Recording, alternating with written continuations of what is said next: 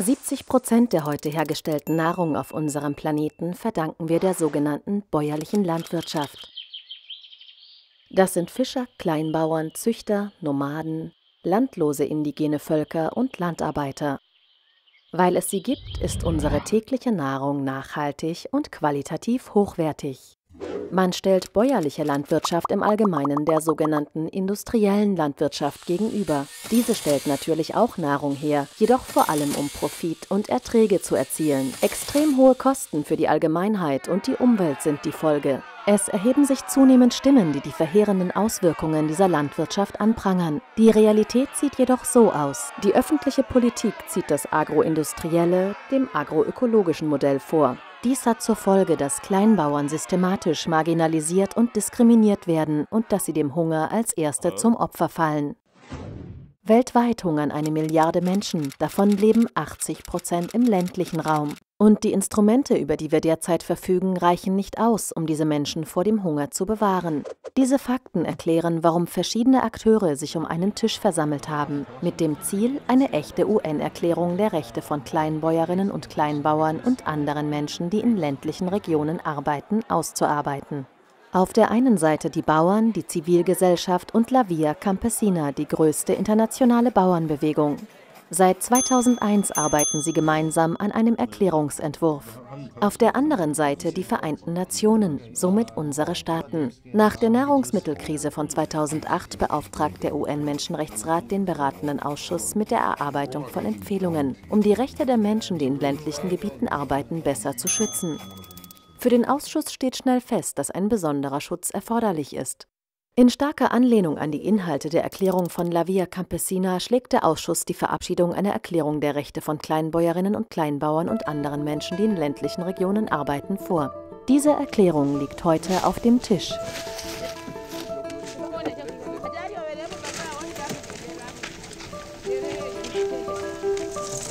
Los campesinos y las campesinas son las personas que alimentan nuestro mundo, que mantienen el medio ambiente funcionando bien y cada día en nuestro trabajo en FIAN observamos que son víctimas de violaciones, que son impactados por violaciones de sus derechos humanos, no solamente del derecho a la alimentación, pero también criminalizados, de su derecho a la salud, de su derecho a un medio ambiente sano. Por ejemplo, un campesino sin tierra o un campesino sin semillas no es más un campesino.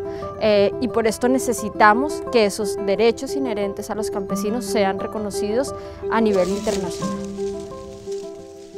Avec ce qu'on appelle le phénomène de la mondialisation, les paysans ont perdu tout contrôle sur le processus à la fois de production et de la commercialisation de leurs produits.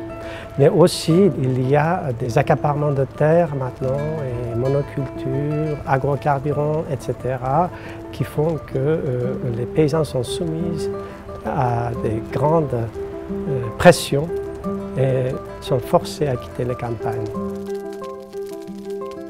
Wir steuern mit der momentanen Agrarpolitik in die völlig falsche Richtung. Wir brauchen eine sozial gerechte Landwirtschaft. Wir brauchen sehr, sehr viele kleine Betriebe, die nachhaltig produzieren. Und das ist in der Ernährungssouveränität alles festgeschrieben. Und es geht wirklich darum, diese Forderungen heute, jetzt, sofort umzusetzen, um zu verhindern, dass noch größere ökologische und soziale Schäden entstehen. On a des problèmes de différents types, que ce soit d'abord un droit à la santé, à l'environnement sain, qui est souvent bafoué tant au nord qu'au sud avec l'exposition à des pesticides. Un autre sujet important, c'est les semences et le droit à développer et à faire circuler des semences qui soient adaptées et qu'on ait développées soi-même, hein, qui ne soient pas standardisées. Les cadres légaux existants, fort basés sur le schéma des variétés homogènes, ça ne fonctionne pas du tout pour nous. Et les semences dont on a besoin ne rentrent pas dans ces critères-là et sont un peu hors cadre légal. Ce qui fait que si on prend l'initiative soi-même de développer ces semences et de les faire circuler, de les échanger, on se met très vite dans l'illégalité. Un dernier problème qu'on vit tant au nord qu'au sud, c'est l'accès à la terre, même s'il est vécu de différentes façons. Ou chez nous, au nord, c'est le prix de vente des terres qui a explosé ces dernières années à cause de différents facteurs, que ce soit des pratiques d'exploitation des terres qui soient très intensives et peu durables, qui permettent de dégager des gros profits à court terme. Ça a contribué à à faire augmenter les prix, mais aussi le fait que pour beaucoup de financiers, la terre devient un placement sûr à long terme. Et donc des facteurs qui font que le prix des terres aujourd'hui est totalement déconnecté du revenu qu'on puisse en tirer. Y nosotros pensamos que tenemos que proteger al pequeño campesinado, tenemos que proteger esta producción de pequeña escala, diversificada, orientada al mercado local, y necesitamos un marco de protección para nosotras, campesinas de Europa, para todas las campesinas y campesinos alrededor del mundo. En particular, yo soy una campesina, soy mujer y veo que muchas veces la pobreza tiene rostro de mujer campesina. Die Deklaration bringt diese ganzen Forderungen und diese ganzen Probleme unter einen Hut und setzt einfach ein starkes Zeichen dafür, dass wir uns solidarisieren, dass wir uns da bemühen, in unseren eigenen Ländern, auf unseren eigenen Märkten verantwortungsvolle Politiken umzusetzen und vertrauen darauf, dass diese Politiken sich im globalen Süden genauso positiv auswirken wie bei uns.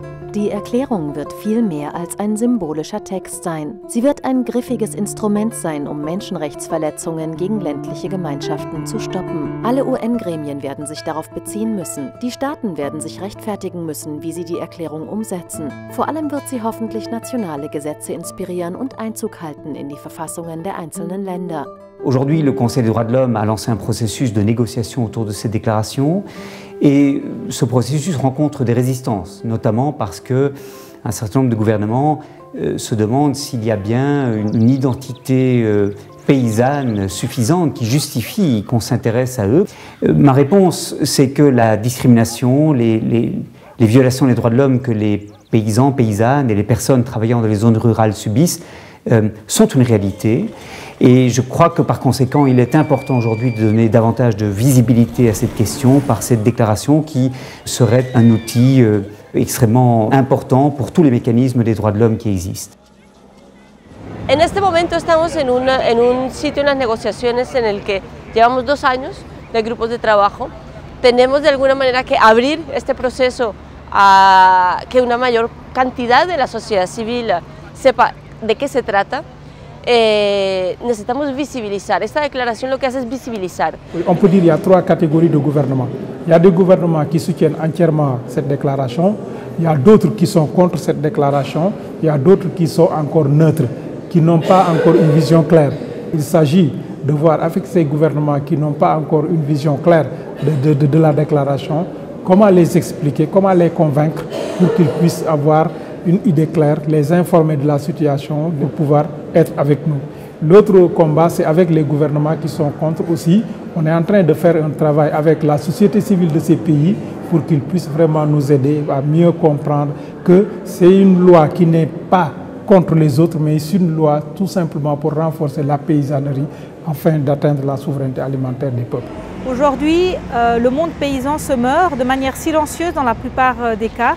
Mais s'ils disparaissent, on aura simplement plus de quoi avoir accès correctement à une nourriture et de pouvoir, nous, citoyens, avoir encore moyen d'agir et sur qui produit, de quelle manière, et donc d'avoir une possibilité d'action encore sur cette question-là. Y que sobre todo se den cuenta en Europa que no estamos hablando de una brecha norte-sur, sino que los problemas que siempre se han asociado al sur global, Asia, África, América Latina, en cuanto a imposibilidad y a precariedad de campesinas y campesinos, también están en Europa. Cette déclaration, c'est une opportunité unique de pouvoir mettre sur papier et de pouvoir officialiser, de faire reconnaître par tout le monde ces multiples droits à l'autonomie, à la liberté d'initiative, à la liberté d'action des paysans. Si l'humanité a subsisté jusqu'à aujourd'hui, c'est grâce à cette débrouillardise et à cette capacité d'invention des agriculteurs.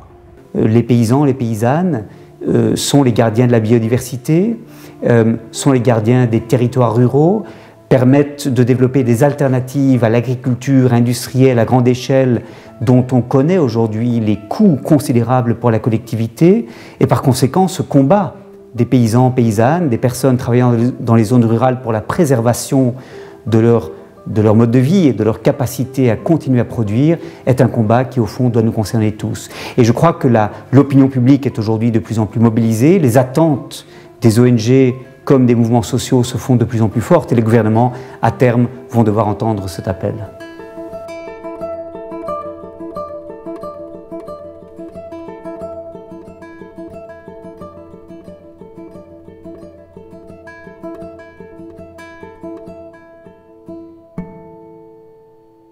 Je crois que ce qui est important de dire et de redire, c'est que nous, on ne s'oppose pas au commerce. Le commerce existe.